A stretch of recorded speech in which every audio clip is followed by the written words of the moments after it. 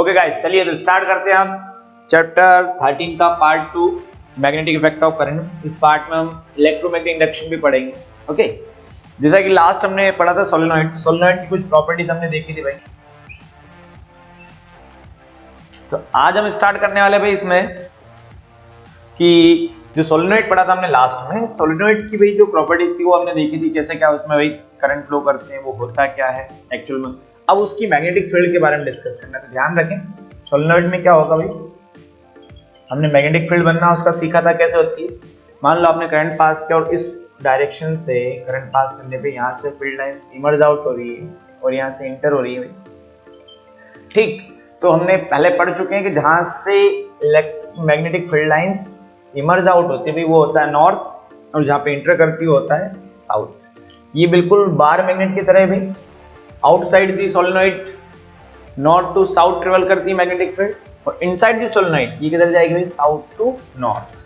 Clear है? चलो, एक तरीके से आपका पूरा का पूरा मतलब सेम जो दिखता है आपको behave like a bar magnet. Polarity दिखाता है, इसका पोल आपको देखने के लिए कोई बहुत परेशानी नहीं होती। जहां से फील्ड लाइन इमर्ज आउट होती है वो होता है नॉर्थ, और जहां पे एंटर करती है वो होता है साउथ। बशर्ते एक बात ध्यान रखें भाई सभी लोग कि ये जो सोलेनॉइड है इसमें हम नॉर्थ और साउथ पोल को स्विच कर सकते हैं। बार मैग्नेट में नहीं कर सकते थे। बार मैग्नेट का जो नॉर्थ है वो नॉर्थ ही रहेगा हमेशा साउथ ही रहेगा। पर यहाँ पे डायरेक्शन ऑफ करंट को हम जब स्विच करते हैं मतलब चेंज करते थे, पलट देते हैं, तो ध्यान रखना नॉर्थ और साउथ भी क्या हो जाएंगे, चेंज हो जाएंगे। क्योंकि जब आपने करंट का डायरेक्शन चेंज किया तो मैग्नेटिक फील्ड लाइन इधर से निकलना स्टार्ट करेगी और यहाँ से एंटर करेगी। वही जहां से निकलेगी वो नॉर्थ बनेगा फिर, और जहां से एंटर करेगी वो साउथ। Is that clear? तो नेक्स्ट ये कि भाई हम बात करते हैं intensity of magnetic field due to solenoid. तो सोलेनॉइड से जो इंटेंसिटी होती है मैग्नेटिक फील्ड की स्ट्रेंथ, उसको हम बी से डिनोट करते हैं। वैसे किसी भी मैग्नेटिक फील्ड की स्ट्रेंथ को हम बी से डिनोट करेंगे। तो यहाँ पे जो होता है म्यू नॉट एन आई, आपको म्यू नॉट को पहचानने की कोई जरूरत नहीं है, कांस्टेंट है। ठीक, जो मैग्नेटिक फील्ड स्ट्रेंथ के लिए यूज होता है, आपको फोकस करना एन और आई पे। So we can say B is directly proportional I, मतलब कि हम बोल सकते हैं कि जितना ज्यादा करंट पास करेंगे जो मैग्नेटिक फील्ड आसपास बनेगी उसकी स्ट्रेंथ उतनी ही ज्यादा रहेगी। ठीक, और साथ ही साथ हम बोल रहे हैं कि भाई B is directly proportional N, where N number of, ठीक भाई, तो N क्या है, number of turns at per unit length. तो जितने ज्यादा number of turn per unit length में आप रखेंगे उतनी ही ज्यादा स्ट्रॉन्ग मैग्नेटिक फील्ड सोलेनॉइड से बनेगी। That clear? ये बहुत आसान सी चीजें, इनको नोट करते जाएं। सोलेनॉइड की प्रॉपर्टी हमने लिखी। चलिए बेटा, तो अब पढ़ते हैं हम इलेक्ट्रोमैग्नेट्स। क्या चीज? इलेक्ट्रोमैग्नेट्स। तो इलेक्ट्रोमैग्नेट्स क्या होती हैं समझेंगे पहले तो, और इसके यूजर्स समझेंगे भाई क्या होते हैं। तो इलेक्ट्रोमैग्नेट क्या, अभी लास्ट में हमने पढ़ा था सोलेनॉइड। तो आपको मैं बता दूं कि अगर सोलेनॉइड का जो कोर था भाई, जो अंदर का होलो पार्ट था, उस होलो पार्ट में हम जो खाली जगह थी उसके अंदर क्या कर दें, एक सॉफ्ट आयरन कोर प्लेस कर दें। क्या प्लेस कर दें? Soft iron core. तो नाउ इट्स बिकम इलेक्ट्रोमैग्नेट। ये क्या बन जाएगा भाई? इलेक्ट्रोमैग्नेट बनेगा। देखो पहले क्या था कि एक सोलेनॉइड था, तो सोलेनॉइड को रखा हमने, इसकी वजह से इसकी खुद की एक मैग्नेटिक फील्ड बनी थी भाई, जिसको हमने बताया था। तो ये बताया जाता है, ये मानते हैं हम कि जैसे ही अगर इसके अंदर हमने क्या प्लेस कर दिया, सोलेनॉइड के अंदर कोई कोर प्लेस कर दिया, सॉफ्ट आयरन कोर हमने क्या कर दिया भाई, प्लेस कर दिया। तो ये जो कोर आपने प्लेस किया भाई, ये भी क्या हो जाता है, मैग्नेटाइज हो जाता है। क्या हो जाता है? मैग्नेटाइज। अगर मान लो ये मैग्नेटाइज हुआ, मतलब कुल मिला के मैं बोलूं कि ये भी एक मैग्नेट बन गया है। तो सोलेनॉइड की तो एक मैग्नेटिक फील्ड थी सही यहाँ पे, ये जो आपने सॉफ्ट आयरन रखा था इसकी खुद की भी क्या बनेगी, मैग्नेटिक फील्ड बनेगी। और जैसे इसकी मैग्नेटिक फील्ड बनेगी तो यहाँ पे जो भाई नया जो अपने को देखने को मिलेगा, इसका जो सेटअप, इसकी जो मैग्नेटिक फील्ड है सोलेनॉइड की मैग्नेटिक फील्ड के कंपेयर करें हम तो 1000 टाइम्स ज्यादा हो जाती है। अप टू कितना भाई? 1000 time more than this magnetic field of solenoid. तो हम ये कह सकते हैं कि soft iron core strong magnetic field produce करने के काम में आता है। किसके काम में आता है? स्ट्रॉन्ग मैग्नेटिक फील्ड प्रोड्यूस करने के काम में आता है भाई। क्या चीज? इलेक्ट्रोमैग्नेट्स। किसके काम में आती है? Strong magnetic field. और बहुत ही शानदार एक और चीज के बारे में आप जाने कि क्यों इतनी ज्यादा अच्छे से चीज है, मतलब ये क्या काम में आती है। तो दूसरा इनका सबसे इंपॉर्टेंट फीचर ये है बेटा कि ये टेम्परेरी मैग्नेट्स है। आप जब चाहे तभी इनको बनाएं, ऐसा नहीं कि हर किसी समय भी बहुत ज्यादा स्ट्रॉन्ग मैग्नेटिक फील्ड क्रिएट करके रखिए। जब आप चाहे तब इसको बना सकते हैं। यस, तो ये टेम्पररी मैग्नेटिक फील्ड प्रोवाइड करती है, पर जो टेम्पररी मैग्नेटिक फील्ड होती है वो आप जितना चाहे उतना उसको स्ट्रॉन्ग बना सकते हैं, मतलब काफी स्ट्रॉन्ग मैग्नेटिक फील्ड आपको प्रोवाइड करती है। सो क्लियर, कुछ नहीं करना है, एक सॉफ्ट आयरन कोर लेना है, उसके ऊपर क्या भाई मेटेलिक वायर से कॉइल वाउंड कर देना, टाइटली कॉइल वाउंड कर दो, ये क्या बन गया आपका इलेक्ट्रोमैग्नेट। जैसे इसमें करंट पास करेंगे, ये सोलेनोइड तो था, एक कॉइल तो थी, वो अपनी मैग्नेटिक फील्ड, साथ में ये जो कोर आपने रखा था ये भी मैग्नेटाइज हो जाएगा, तो एक क्या बनेगी स्ट्रॉन्ग मैग्नेटिक फील्ड बनेगी। ये है आपका इलेक्ट्रोमैग्नेट। ओके भाई, तो ये इलेक्ट्रोमैग्नेट की बात हुई। इसके यूजेस की मैं बात करूं तो आज के टाइम सबसे ज्यादा यूज में आती है भाई, बहुत हेवी जो वेट को गेन ट्रांसफर करने की जो क्रेन यूज करते हैं भाई, वहां पे भी इसका यूज करते हैं, क्योंकि इसकी जो फील्ड बनेगी वो अगर बहुत स्ट्रांग होगी तो किसी भी metallic substance like iron, cobalt, निकल की अगर बड़ी से बड़ी चट्टान भी रही तो उसको एक प्लेस से दूसरे प्लेस तक डिस्प्लेस करना हमारे लिए बहुत आसान हो जाएगा, क्योंकि कोई हुक लगाने की कोई आवश्यकता हमको नहीं होगी, कोई जरूरत नहीं होगी, इससे हम आसानी से उसको होल्ड कर सकते हैं, क्योंकि इसकी फील्ड स्ट्रांग होगी तो कहीं दूर जाएगा नहीं।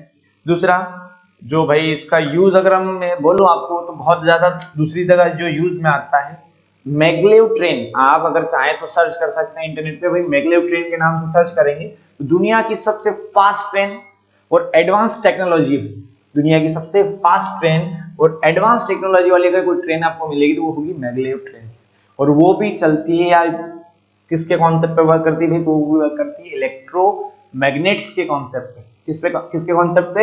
इलेक्ट्रोमैग्नेट्स के कॉन्सेप्ट से। Is that clear? चलो भाई, तो इलेक्ट्रोमैग्नेट क्लियर हुआ होगा आपको। नेक्स्ट चीज पे जाते हैं अब। तो second type of magnet, artificial magnets या मैन-मेड मैग्नेट्स की मैं बात करूं तो वो है हार्ड आयरन से बनने वाला मैग्नेटिक फील्ड या फिर एक मैग्नेटिक फील्ड जो हम प्रोड्यूस करते हैं। बट यहां पर ये है भाई कि इसका जो मैग्नेटाइजेशन होगा वो परमानेंट होता है। कैसा होता है? परमानेंट। इसी वजह से भाई यहाँ पे जो मैग्नेट की मैं बात करने जा रहा हूं वो कैसी होगी? परमानेंट मैग्नेट होगी। कैसी होगी बेटा? Permanent magnet. तो और सिंपल तरीका याद हो तो आपको वर्ड का डिफरेंस दिख रहा होगा यहाँ पे। जब मैंने यहाँ पे क्या यूज किया था as a core, soft iron, तो क्या बना था भाई? Temporary magnet just called electromagnets. ये भी इलेक्ट्रोमैग्नेट का टाइप है, पर इस मैग्नेट का नाम होता है परमानेंट मैग्नेट, क्योंकि एक बार अगर किसी हार्ड आयरन को मैंने क्या कर दिया भाई, एक इलेक्ट्रिक फील्ड में रखा, तो वो हमेशा के लिए काफी टाइम तक या काफी लॉन्ग टाइम तक वो क्या करता है? मैग्नेटिक प्रॉपर्टी शो करता है। ठीक, आपने देखा होगा कभी जो आपके ये जो हार्डवेयर मैकेनिक होते हैं अभी कंप्यूटर वगैरह के, उनके पास स्क्रू ड्राइवर होता है, उसकी निब पे किसी भी स्क्रू को आसानी से होल्ड कर सकते हैं, लगा के रख सकते हैं। तो क्या किया होता है उसको? परमानेंट मैग्नेट होती है भाई। क्या होती है? परमानेंट। वो होता है बना हुआ आयरन का ही, पर उसके निब को या उसके जो रॉड है उसको हमने थोड़े टाइम तक किसमें रखा होता है? मैग्नेटिक फील्ड में रखा होता है। कहाँ रखा होता है? मैग्नेटिक फील्ड में। उसकी वजह से भाई क्या होता है उसमें? उसकी वजह से उसमें मैग्नेटिज्म या मैग्नेटाइजेशन हो जाता है उसका, और वो जो उसका मैग्नेटाइजेशन होता है वो परमानेंट होता है। तो काफी लॉन्ग टाइम तक उसको रखा रहने दो, फिर भी अगर आप किसी स्क्रू के बाद पास ले जाओगे, कोबाल्ट का स्क्रू हुआ भाई, निकल का हुआ, अगर ऐसा कोई स्क्रू होगा तो वो उससे क्या होगा? अट्रैक्ट होगा, क्योंकि वो मैग्नेटिक मटेरियल से क्या करता है भाई? अट्रैक्ट करने की प्रॉपर्टी रखता है। सो हार्ड आयरन अगर हमने यूज किया एज ए कोर किसके अंदर? सोलेनोइड के अंदर, तो भाई जो मैग्नेट्स बनेगी वो कैसी होगी? परमानेंट मैग्नेट होगी। ध्यान रखना, ये जो मैग्नेट्स होती है भाई, इनकी जो मैग्नेटिक फील्ड होती है वो वीक होती है। क्या होती है? Weak, as compare to electromagnets. Electromagnet के कंपेयर में भाई इनकी जो मैग्नेटिक फील्ड होगी वो क्या होगी? वीक होगी, कमजोर होंगी। ध्यान रखना, इनको करंट से कोई फर्क नहीं पड़ता। अगर मैं करंट का अमाउंट लो रखूंगा तो जो मैग्नेटाइजेशन होगा इनका बहुत विशेष फर्क नहीं आता। बट सॉफ्ट आयरन की बात करूं मैं, यानी कि मैं इलेक्ट्रोमैग्नेट्स की बात करूं, तो इंटेंसिटी ऑफ करंट चेंज करने से वहां पे उनका मैग्नेटाइजेशन भी क्या हो जाता है? चेंज हो जाता है। इनमें नहीं होता है। तो बाद में हमने इन दोनों में डिफरेंस भी पढ़ा है, तो डिफरेंस आप खुद बनाएं, वीडियो को रिपीट करके देखें। सारे उसके फीचर्स हमने डिस्कस किए थे, हमने परमानेंट मैग्नेट्स के फीचर भी डिस्कस किए। ठीक, तो आप थोड़ा सा फोकस करें और इनमें से डिफरेंस निकालने की कोशिश करें, ताकि आपको समझ में आए और डिफरेंस आपको अलग से याद नहीं करना हो। इनकी प्रॉपर्टी जो है, इनको आप जब कंपेयर करोगे, ये इनमें डिफरेंस बनेंगे। डिफरेंस बिटवीन भाई क्या? Electromagnet and permanent magnet. Okay, clear? So what is electromagnet and what is permanent magnet? क्या यूज है, क्या इनमें डिफरेंस है, ये आपको पता रखने, ये काम की चीज आगे। चलिए भाई, नेक्स्ट बात करते हैं हम force on a charge particle in magnetic field. ये क्या चीज है? एक्सपेरिमेंट्स ऐसा बताते हैं कि अगर किसी मैग्नेटिक फील्ड के अंदर अगर हम किसी चार्ज पार्टिकल को क्या करवाते हैं भाई, मूव करवाते हैं। मान लो ये चार्ज पार्टिकल इस तरीके से इंटर करता है या और भी किसी तरीके से अगर इसके अंदर इंटर करे तो इस मैग्नेटिक फील्ड के अंदर इंटर करे तो इसके ऊपर लगता है फोर्स। ये कौन बताते हैं? एक्सपेरिमेंट। एक्सपेरिमेंट का कहना है कि ये पार्टिकल जितना स्पीड से चलेगा इस मैग्नेटिक फील्ड, जितनी ज्यादा इसकी स्पीड होगी उतना ही ज्यादा क्या होगा? Force. So we can say the force on a charge particle in magnetic field is directly proportional to the velocity of the charge particle. More is the velocity, more is the force on charge particle. Clear? Experiment ये भी बताते हैं भाई कि अगर इसकी जगह हम वेलोसिटी वही रखें, अगर मैग्नेटिक फील्ड की स्ट्रेंथ हम बढ़ा दें, ये जो मैग्नेटिक फील्ड रखी है इसकी स्ट्रेंथ यानी इसका मैग्नीट्यूड अगर हम बढ़ा दें तो मैग्नीट्यूड बढ़ाने पे भी फोर्स क्या होगा? बढ़ जाएगा। तो हम कह सकते हैं more the magnetic field more the force on the particle. Second next thing भाई, अगला ये बोला गया कि भाई अगर आपने इस चार्ज पार्टिकल का जो चार्ज है, इस पार्टिकल को जिसको आप मूव करवा रहे हो उसके ऊपर चार्ज अगर आपने ज्यादा रखा तो चार्ज ज्यादा रखने पे भी फोर्स ज्यादा लगेगा। तो more is the charge on the particle more is the force on the particle in magnetic field. ठीक है, अच्छा यहां तक तो सब बढ़िया था कि भाई जितना ज्यादा वेलोसिटी, जितना ज्यादा मैग्नेटिक फील्ड, जितना ज्यादा चार्ज उतना ज्यादा force. Is that simple. But एक चीज को और यहाँ पे इंक्लूड करना है आपको, भाई मैटर ये भी करता है कि चार्ज पार्टिकल किस डायरेक्शन में जा रहा है। देखा गया कि अगर ये पार्टिकल इस मैग्नेटिक फील्ड से परपेंडिकुलर डायरेक्शन में मूव करे, मतलब अगर मैग्नेटिक फील्ड ऐसे या ऐसे बाहर आए या ये पार्टिकल अंदर जाए तो उस पे फोर्स बहुत तेज लगता है। ये हो सकता है पार्टिकल नीचे से जाए मतलब 90 का एंगल, ऊपर से आए तो 90 का एंगल। बट वहीं अगर ये particle along the magnetic field move करना स्टार्ट कर दे, opposite to the magnetic field start कर दे, तो हमको ये पता चलता है कि ना तो उसके ऊपर कोई फोर्स लगता है ना इसका कोई डेविएशन अपने को देखने को मिलता है। अगर ये इस मैग्नेटिक फील्ड के साथ सीधा निकल जाए या फिर इस मैग्नेटिक फील्ड के अपोजिट डायरेक्शन में, तब इस पे कोई फोर्स नहीं लगेगा। अदरवाइज ये किसी भी डायरेक्शन के अंदर एंटर करे इसके ऊपर फोर्स लगता है। तो पता है चला भाई कि इसको कैसे डिफाइन करें। तो हमने बोला कि भाई इस कंडीशन में तो भाई थीटा की वैल्यू जब हम कितनी रखें, मतलब the direction of the velocity of the particle and magnetic field के बारे में देखा हमने, कोई इनके बीच का एंगल अगर हम कितना रखते हैं 0 डिग्री रखते हैं और 180 डिग्री रखते हैं, तब फोर्स कितना आता है? फोर्स का वैल्यू कितना रहता है? फोर्स का वैल्यू कितना होता है? 0। बट अगर इनका वैल्यू आप 0 से 90 टू 180 बीच में कुछ भी रखें, फोर्स मैक्सिमम देखने को हमको मिलता है, अच्छा खासा फोर्स देखने को मिलता है। तो भाई ये सब हमको पता चला कि ये वैल्यू कौन देता है, तो ये वैल्यू देता है sign.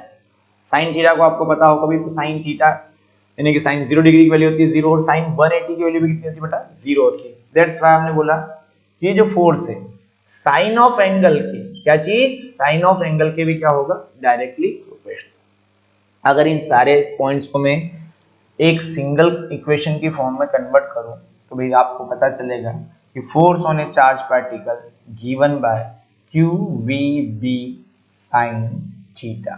Clear? where q amount of charge on the particle, v velocity of the charge particle, b magnitude of magnetic field strength, and theta is the angle between velocity and the magnetic field. Is that clear? So this is the force on a charged particle in magnetic field.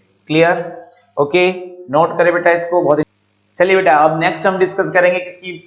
Direction of force on a charge particle in magnetic field. Force कितना लगता है charge particle पर magnetic field में, ये हम पता कर चुके हैं शायद से, कितना? F = QEB sin theta. Q क्या है, V क्या है, B हम डिस्कस कर चुके हैं। अब मेन ये है भाई कि फोर्स लग रहा है, तो फोर्स एक वेक्टर क्वांटिटी होती है, 9th में आपने पढ़ा होगा। ऐसी क्वांटिटी जिनके पास डायरेक्शन होता है या जिनको समझाने के लिए डायरेक्शन की जरूरत पड़ती है उनको वेक्टर क्वांटिटी बोलते हैं। तो फोर्स वेक्टर क्वांटिटी थी। तो भाई फोर्स किधर लग रहा है वो मैटर करता है ना। भाई मान लो ये पार्टिकल है, यहाँ पे एक पॉजिटिव चार्ज पार्टिकल है, अब इस पे फोर्स लगा किधर? फोर्स बाहर भी लग सकता है, अंदर भी लग सकता है, इधर भी लग सकता है, इधर भी लग सकता है, किधर लग रहा है ये हमको पता करना था। ठीक है भाई, तो आसान है। उसके लिए हमको हेल्प मिली किसकी? Fleming's left hand rule. Fleming's left hand rule, ये रूल कहता है कि अगर मान लो इधर आपकी मैग्नेटिक फील्ड है, इधर आपकी क्या है? मैग्नेटिक फील्ड का डायरेक्शन। अगर ये पॉजिटिव चार्ज ऊपर की तरफ जाता है वी कैन से करंट। भाई जिधर पॉजिटिव चार्ज आता है उसी को अपन करंट बोल सकते हैं। या फिर पॉजिटिव चार्ज का जो वेलोसिटी का डायरेक्शन है अगर इस तरीके से हो तो भाई इस पे जो फोर्स है, इस पे क्या फोर्स, वो किधर लगेगा? अंदर की तरफ लगेगा। अगर ऐसा सब कुछ है तो यार भाई ऐसे कितने डायग्राम हम याद कर सकते हैं? बड़ी मुश्किल होती है, हमको तकलीफ होती है, कितने कितने डायग्राम याद करेंगे। पॉजिटिव चार्ज इधर जा रहा है तो फोर्स किधर लगेगा, नीचे जा रहा है तो फोर्स किधर लगेगा, इस साइड में जा फोर्स किधर लगेगा। तो इसको समझना बड़ा आसान करने के लिए फ्लेमिंग ने एक रूल दिया। कौन सा रूल? कि भाई लेफ्ट हैंड रूल। कौन सा रूल? Left hand rule. तो लेफ्ट हैंड रूल क्या कहता है कि अगर आपने हमारे लेफ्ट हैंड को कुछ इस तरीके से रखा, भाई ये जो rest of fingers, first finger and thumb इस तरीके से हम फैलाएं कि सभी क्या हो एक दूसरे से 90 डिग्री के एंगल पे। देखो ये एक 90 डिग्री का एंगल, ये यहाँ पे 90 डिग्री का एंगल बन रहा होगा ऐसे, ये ऐसे दिख रहा है। अगर इस हाथ से इस तरीके से मैं मेरे लेफ्ट हैंड को क्या करूंगा, स्ट्रेच करूं कि थंब अपवर्ड डायरेक्शन में, फर्स्ट फिंगर मेरे फ्रंट में और रेस्ट ऑफ द फिंगर भी इसके साथ कितना डिग्री का एंगल बनाए, 90 डिग्री का दिख रहा होगा। अगर इस तरीके का एंगल हम फॉर्म करें, किधर से भी देखो भाई ये एंगल कितने, सबके एक दूसरे से कितना एंगल है, 90 डिग्री का एंगल पे। अगर इस तरीके से हम स्ट्रेच करते हैं तो अगर मैंने इस फर्स्ट फिंगर को किधर रखा, towards the direction of the magnetic field. इस फिंगर को किधर रखना है, towards the direction of the magnetic field, दिख रही है ठीक। और इन फिंगर्स को किधर रखा, towards the direction of the velocity of positive charge particle, या फिर करंट बोल सकते हैं इसको। भाई आप करंट बोल सकते हैं, बहुत आसान, क्योंकि जिधर पॉजिटिव चार्ज जाता है उधर करंट जाता है। ओके, तो इस पे जो लगने वाला फोर्स है वो थंब से रिप्रेजेंट होगा। इसको शॉर्ट में आप याद कर सकते हैं एफ बी आई। थंब से स्टार्ट करते हो भाई आप, जैसे जैसे आगे बढ़ेंगे फोर्स, मैग्नेटिक फील्ड, और ये क्या हो जाएगा आपका करंट। ठीक, so let's check it here.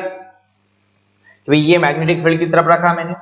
अब मेरे को क्या करना है, इन फिंगर्स जो है इन फिंगर्स को किधर रखना था, ये बची फिंगर्स इनको किधर रखना था, towards the direction of current या towards the direction of velocity. मैंने घुमा कैसे कर दिया, अभी देखो फोर्स किधर जा रहा है, अंदर की तरफ, आपकी तरफ आता हुआ दिख रहा है। मतलब यहाँ पे जो फोर्स होगा वो किधर जाएगा, अंदर।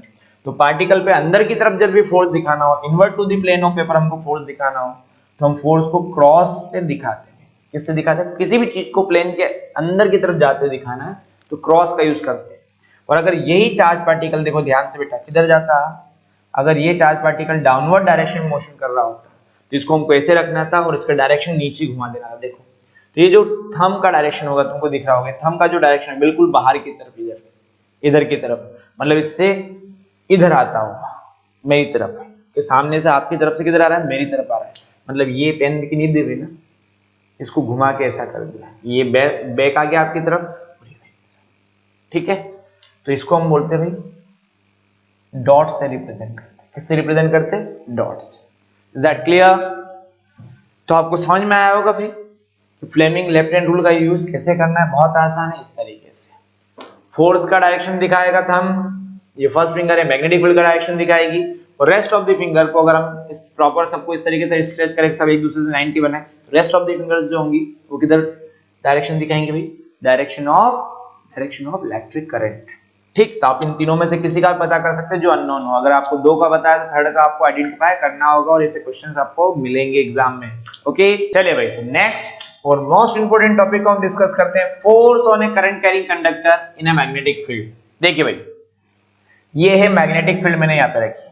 ओके, इस मैग्नेटिक फील्ड में अगर आपने भाई एक वायर प्लेस कर दिया या कंडक्टर प्लेस कर दिया जिसमें शायद से इस डायरेक्शन में करंट जा रहा है, बहुत आसान है। अगर आपने भी लास्ट वाला लॉ अगर देखा होगा तो वो समझ में आ जाए, कोई नई चीज नहीं, लास्ट वाला ही। ओके, अगर इस वायर में करंट पास करता हूं तो मैंने इसकी जगह लास्ट में क्या लिया था भाई, एक मैग्नेटिक फील्ड थी, उसमें एक पॉजिटिव चार्ज को मूव करवाया था इस डायरेक्शन में। तो आप खुद समझदार होंगे मेरे ख्याल से, मैंने ये भी बोला था कि जिस डायरेक्शन में पॉजिटिव चार्ज मूव करता है उसी डायरेक्शन में क्या फ्लो होता है, करंट फ्लो होता है। कोई तकलीफ किसी को? चलो, तो आपके ख्याल से भाई इसके ऊपर जो फोर्स लगना चाहिए किस डायरेक्शन में लगना चाहिए, मेरे ख्याल से बहुत आसान होगा इस पे चेक करना फोर्स कितना। तो अगर ये मैग्नेटिक फील्ड, ये वायर, इस पे करंट अपवर्ड डायरेक्शन में, भाई इस तरीके से, मतलब फोर्स इस पे किधर लग रहा होगा, अंदर की तरफ। ठीक, आपकी तरफ है। ओके, अंदर की तरफ क्या लग रहा है, इसमें फोर्स लग रहा है। बहुत बढ़िया, बहुत बढ़िया। कितना लग रहा है ये कैसे चेक करेंगे, तो यहाँ तो अपने को लास्ट में क्या था भाई कि चार्ज दे रखा था, तो उसके लिए अपने फॉर्मूला लिखा था F इक्वल कितना, q v B sine theta. Now कैसे, अब कैसे पता करें, हमको एक बात समझना है, क्या आप सभी को मैंने पढ़ा चुका हूं कि I इक्वल होता है Q बाय T। बस अगर जिसको ये याद है वो आगे का कर लेगा, कोई समस्या नहीं। देखो बहुत आसान सी चीज, सपोज करो इस कंडक्टर की लेंथ कितनी है, L। कितनी लेंथ है, L। अगर किसी चार्ज को भाई इसमें यहां से यहां जाना मतलब करंट पास होना, अगर इसमें यहां से यहां क्या होगा, करंट पास होगा, मतलब किसी चार्ज को, Q चार्ज को यहां से उठ के यहां तक जाना हो, अच्छा एक झटके में चला जाएगा, कुछ समय लगेगा, चलो समय लगेगा, हमने बोला कितना समय लगेगा, इसको कितना टाइम लगेगा, बोलो T टाइम लगेगा बेटा। अगर T टाइम लगता है भाई यहां से यहां जाने में, तो क्या मैं इस चार्ज की वेलोसिटी बता सकता हूं कितनी होगी, मेरे ख्याल से आसान। अगर लेंथ कितना है भाई L, मतलब जितने उसने कितना डिस्टेंस ट्रेवल किया, L डिस्टेंस ट्रेवल किया, उसको समय कितना लग रहा, टाइम कितना लग रहा, T। सो वेलोसिटी जो होगी मेरे ख्याल से कितनी होनी चाहिए, L/T, length of the conductor divided by time taken. Okay, क्या इस वैल्यू को हम यहां पर पुट नहीं कर सकते, v के प्लेस पे कर सकते। So what next यार, F equal Q into V का वैल्यू बोलो, L/T into B sine theta. Okay, तो ये क्या है, ये क्या बना है, क्या आ गया, आसान है। सो F इक्वल कितना, I/L/B साइन थीटा। तो आपने वैल्यू निकालना आ गया, कैसे निकालेंगे, अगर करंट कैरिंग कंडक्टर है उसकी लेंथ दे रखी, क्या दे रखी है, लेंथ, तो जो आपने क्यू भी साइन थीटा लिया था, क्यू को हटाओ, करंट रखो, और भाई V को हटाओ और लेंथ रख दो, ठीक। सो ILB sine theta is the formula for force on current carrying conductor, जब उसको कहां प्लेस किया हो, किसी मैग्नेटिक फील्ड में प्लेस किया हो। ओके, डायरेक्शन कैसे देखा जाए, Fleming left hand rule, FBI रहेगा ध्यान, ये दिखाएगा फोर्स, ये दिखाएगा मैग्नेटिक फील्ड, और ये दिखाएंगे क्या भाई, current direction. Is that simple. तो इसको भाई रटना नहीं, एंजॉय करो, अपनी मर्जी से मैग्नेटिक फील्ड का डायरेक्शन लो, अपनी मर्जी से करंट का डायरेक्शन लो, पता करो वो फोर्स किधर लग रहा है। अब बोलोगे भाई मेरे को इस पे फोर्स ऊपर की तरफ लगवाना है, तो किधर मैग्नेटिक फील्ड रखनी होगी, किधर करंट पास करना होगा, आप खुद से भी कर सकते हैं, am I right? करके देखना। ओके बेटा, तो नेक्स्ट है भाई एप्लीकेशन। लास्ट जो हमने फोर्स वगैरह पढ़े उनका एप्लीकेशन क्या है, बहुत इंपॉर्टेंट एप्लीकेशन है। आप अभी जितनी भी फैसिलिटीज यूज कर रहे हैं अपने घर में, most of the facilities depend करती भाई जो कॉन्सेप्ट हम पढ़ने जा रहे हैं आगे। ओके बेटा, तो देखो कि अगर हमने यहां पे मैग्नेट्स लगा दी, थोड़ी देर के लिए समझो, ये मैग्नेट लगा दी मैंने, ठीक है ना, इधर रखा भाई N, इधर रखा S।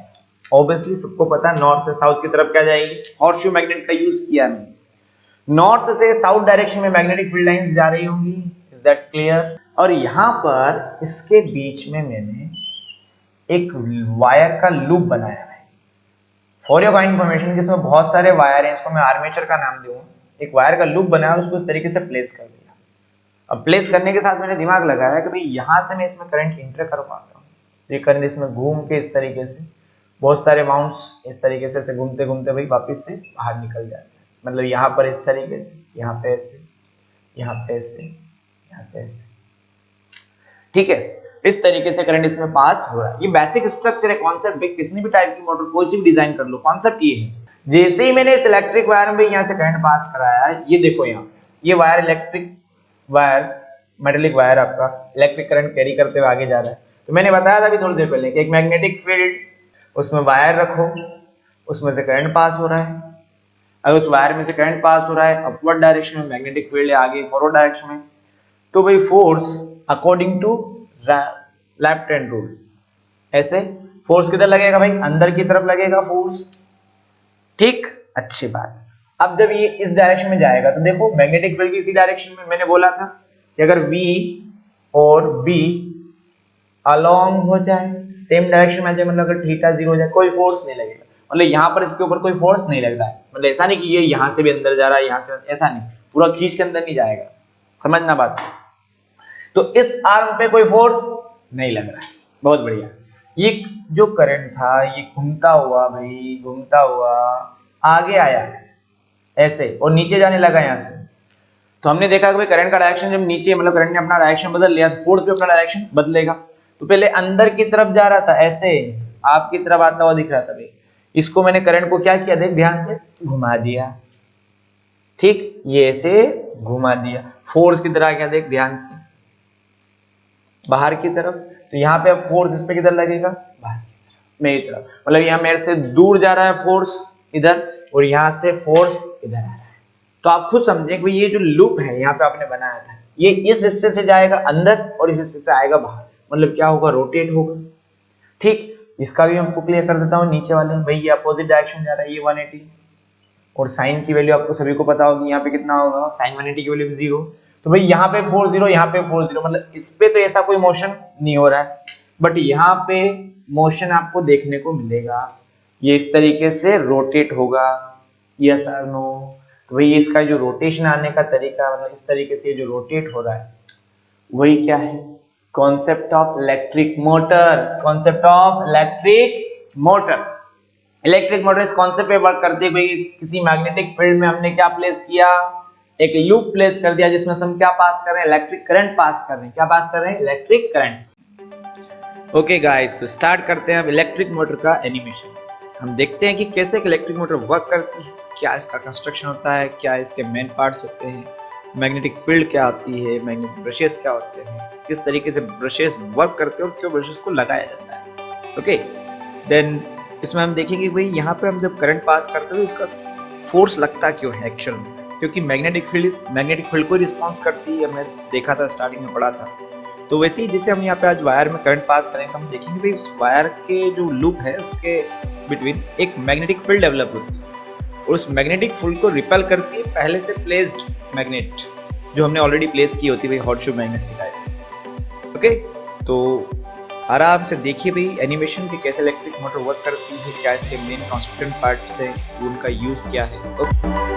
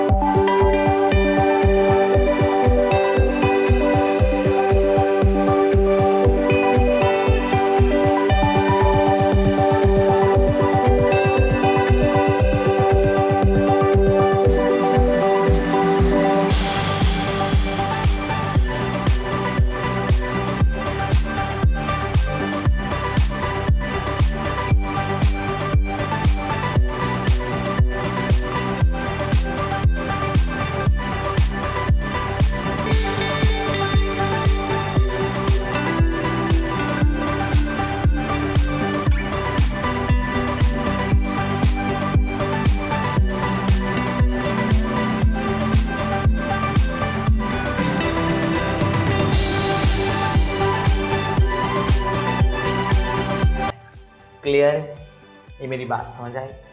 अभी भाई कॉन्सेप्ट फोर्स का कॉन्सेप्ट समझ में आना चाहिए, बाकी कंस्ट्रक्शन तो मोटर का आपको बहुत अच्छे से एक्सप्लेन कर। क्लियर। अभी हम जो पढ़ने जा रहे हैं कॉन्सेप्ट, उसका नाम क्या है, इलेक्ट्रोमैग्नेटिक इंडक्शन। क्या नाम, इलेक्ट्रोमैग्नेटिक इंडक्शन।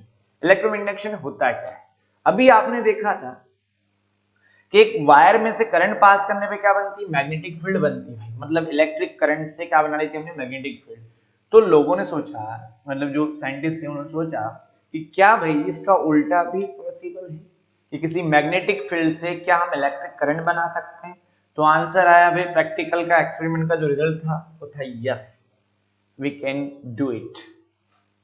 हम ऐसा कर सकते हैं। क्या कर सकते हैं कि हम किसी मैग्नेटिक फील्ड में किसी वायर की हेल्प से या किसी कंडक्टिंग मटेरियल की हेल्प से हम क्या कर सकते हैं, इलेक्ट्रिक करंट बना सकते हैं। सिंपल सा इलेक्ट्रोमैग्नेटिक इंडक्शन यही है कि किसी मैग्नेटिक फील्ड में किसी वायर को रखने से क्या बनता है, उसमें करंट बनता है। इसलिए ये इलेक्ट्रोमैग्नेटिक इंडक्शन है। कैसे बनता है देखो, तो ये बोला गया कि अगर किसी कंडक्टर को वायरिंग मैग्नेटिक फील्ड में रख दिया जाए, किसमें रख दिया जाए भाई, वायरिंग, ऐसी मैग्नेटिक फील्ड जो लगातार क्या हो रही है, टाइम के साथ चेंज हो रही है। मैक्सिमम या मिनिमम की बात नहीं हो रही, ज्यादा मैग्नेटिक फील्ड या कम मैग्नेटिक फील्ड नहीं, वो तो अलग कॉन्सेप्ट।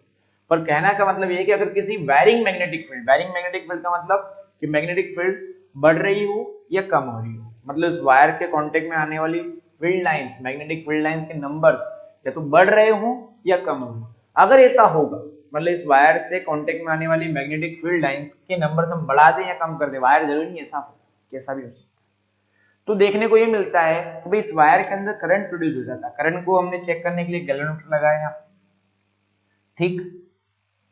तो अगर हम देखते हैं भाई कि एक मैग्नेट लिया मैंने, हम क्या करते हैं, अगर इस मैग्नेट को इसके पास में लाते हैं तो हमने खुद देखो कि भाई इससे लिंक होने वाली मैग्नेटिक फील्ड लाइंस के नंबर्स क्या हो जाएंगे, बढ़ जाएंगे, ठीक। और अगर इसको दूर ले जाएंगे तो इसके कांटेक्ट में आने वाली जो मैग्नेटिक फील्ड लाइंस है उनके नंबर्स क्या हो जाएंगे, कम हो जाएंगे। जब जब इस मैग्नेट को हम पास में लाते हैं तो हम देखते हैं कि जो गैल्वेनोमीटर में इसमें निडल होती है, ऐसे यहाँ पे अगर करंट पास नहीं होता तो जीरो पर रहती है, और करंट अगर इसमें बनेगा तो डिफ्लेक्ट करती है। तो हम देखते हैं कि जब इसको पास में ला रहे थे, मैग्नेटिक नीडल हमको इस तरीके से डिफ्लेक्शन दिखाती है, और इसका डिफ्लेक्ट होना ये बात को साबित करता है कि इसके अंदर क्या बना, करंट बना, ठीक।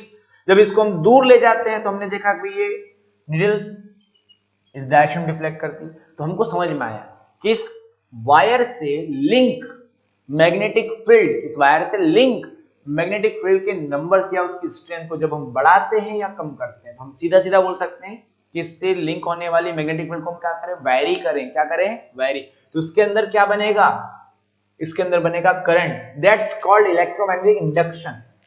कारण मैं बताऊं क्या इंडक्शन वर्ड क्यों यूज किया, इस मैग्नेट ने इसके साथ कोई कांटेक्ट नहीं किया, इस मैग्नेट ने इसके साथ कोई कांटेक्ट, मतलब इसके साथ फिजिकल कांटेक्ट कोई इसका स्टैब्लिश नहीं हुआ भाई, इसको टच नहीं किया, इसको रब नहीं किया हमने, विदाउट कांटेक्ट इस मैग्नेट को केवल इसके पास मूवमेंट कराने की वजह से इसमें क्या बना, इलेक्ट्रिक करंट बना। इसको बोलते हैं हम इलेक्ट्रोमैग्नेटिक इंडक्शन। क्या बोला जाता है भाई, electromagnetic induction.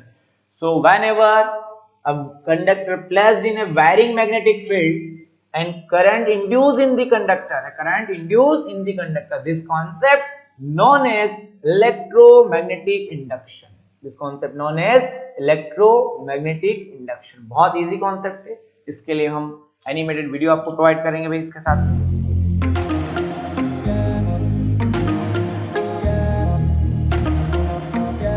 Is that clear, कोई तकलीफ है इलेक्ट्रोमैग्नेटिक इंडक्शन में?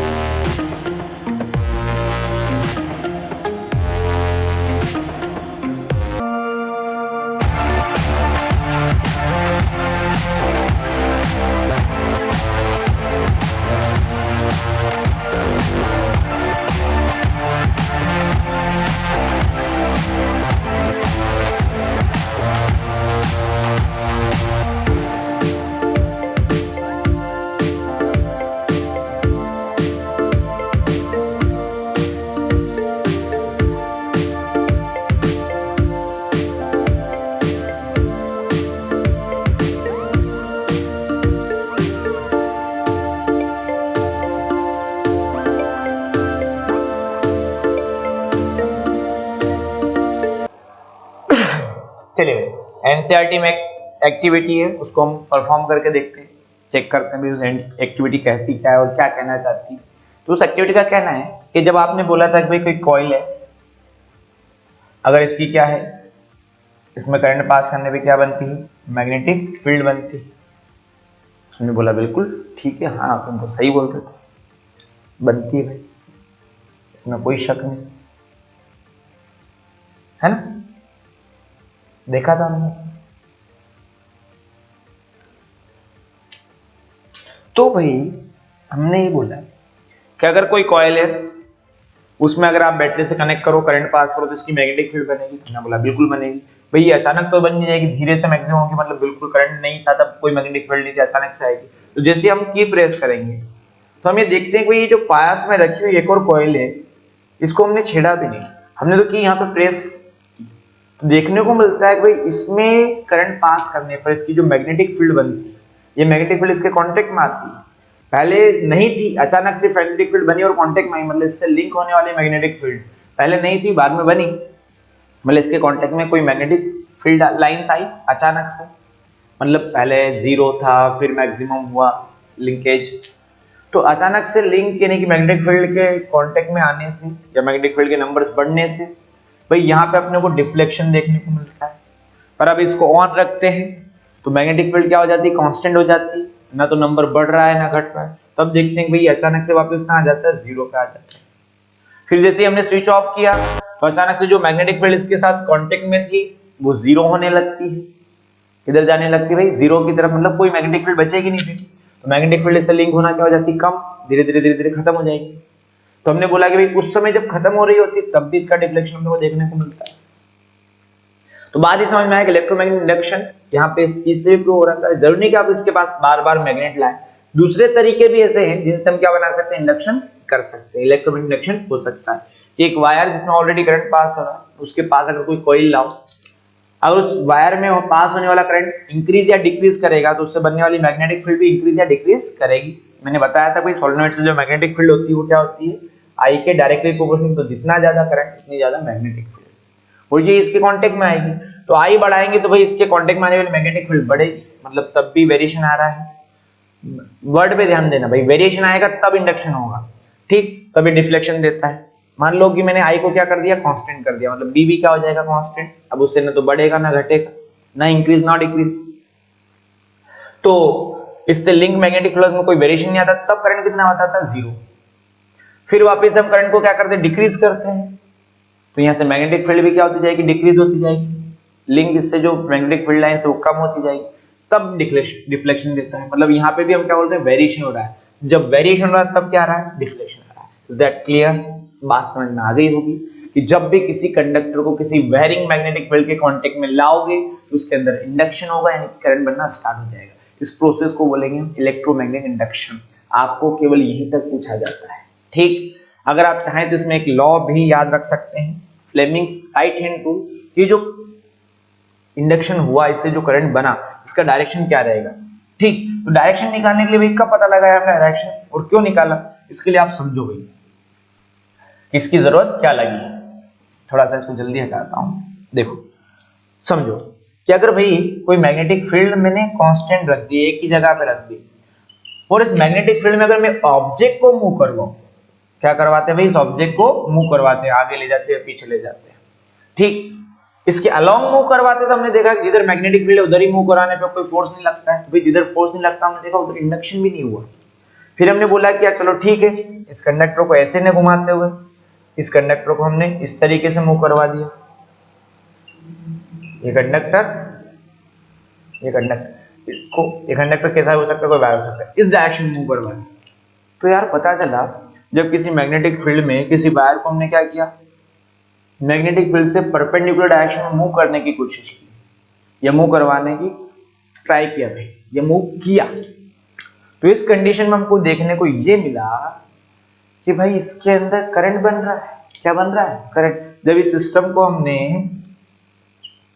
ऑब्जर्व किया तो देखते हैं कि जब इसको हम मूव करवाते हैं, जब ऊपर की तरफ ले जाते हैं नीचे की तरफ ले जाते हैं, तो इसका डिफ्लेक्शन हमको देखने को मिलता है, इधर या इधर। तो बात ये समझ में आया कि किसी मैग्नेटिक फील्ड में किसी कंडक्टर को क्या करवाया जाए, मूव करवाया जाए, तो उसके लिंक में या उसके कांटेक्ट में आने वाली जो मैग्नेटिक फील्ड उसके नंबर बार बार चेंज होंगे। और अगर ऐसा होता है तो उस वायर के अंदर क्या होगा भाई, भेजते हैं, इलेक्ट्रोमैग्नेटिक इंडक्शन होता है। क्या होता है, इलेक्ट्रोमैग्नेटिक इंडक्शन। ठीक, और यही कॉन्सेप्ट को यूज करके हमने जनरेटर बनाए थे, वैसे वो पढ़ना नहीं, इस बार हट चुका है। तो फ्लेमिंग राइट हैंड रूल का काम कहां लगा भाई, कि जो करंट बनेगा इसका डायरेक्शन क्या होगा, वो अगर हमको चेक करना है। तो भाई यहाँ पे अभी इसके पहले हमने यूज किया था लेफ्ट हैंड रूल, अभी आपको यूज करना है राइट हैंड रूल। क्या यूज करना है, right hand rule, Fleming's right hand rule.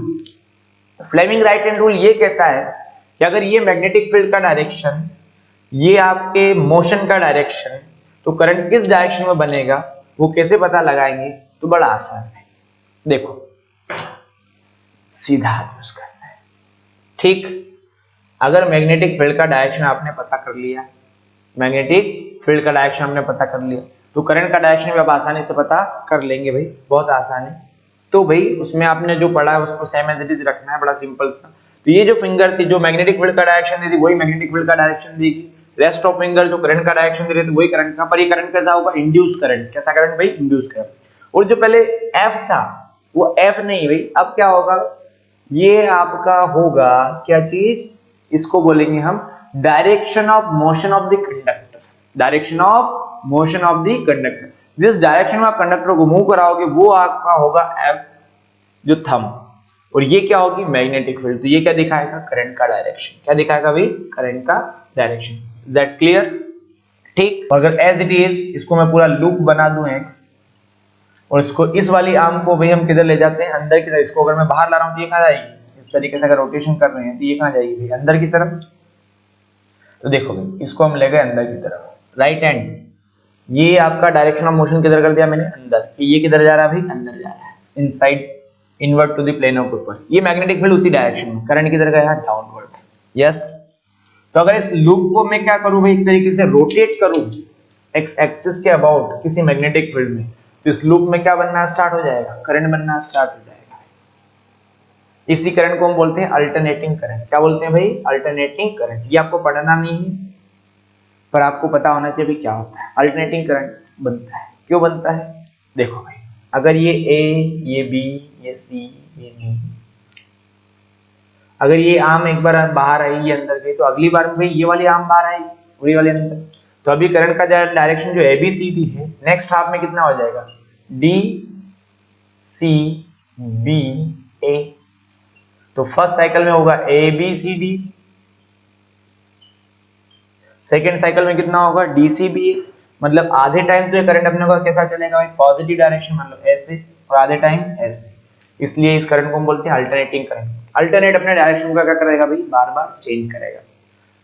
Okay, इसीलिए आपने कई जगह देखा होगा ऐसी का सिंबल आपको देखने को मिलता है, जो ऐसी अप्लायंसेस होते हैं उन पे सिंबल बना हुआ होगा। ओके, तो ये था भाई आपका magnetic effect of current and electromagnetic induction. Okay, बहुत अच्छी बढ़िया सी चीजें, एंजॉय करें इनको, आप आराम से पढ़ें। Best of luck.